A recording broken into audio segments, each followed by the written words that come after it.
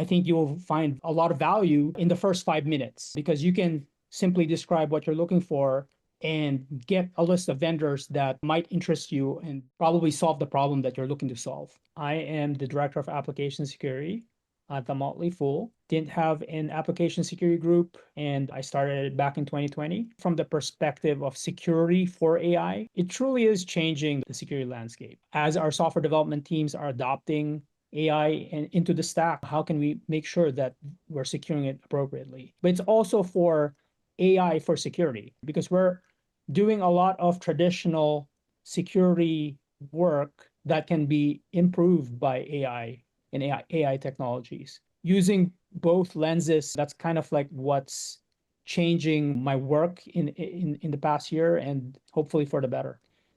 Not a lot of people are experts in securing AI.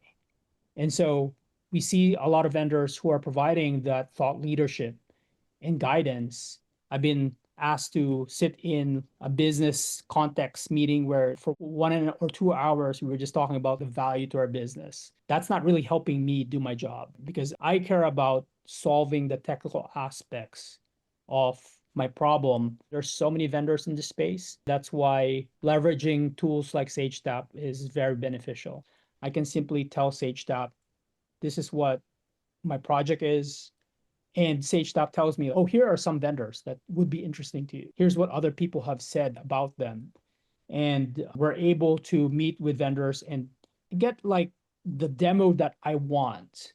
I don't have to repeat myself N times if I'm talking to end vendors. So it's probably saved me something like 30% of that entire process. We have relationships with various consulting companies and VARs, but we don't always get their time. So Sagetap is filling that gap. I really like Oligo's pitch. Traditional AppSec has been a battle of knowing what is going on. What I like about Oligo is it's like putting on a monitor on your application. You can see which third parties or which dependencies are getting leveraged in your environment.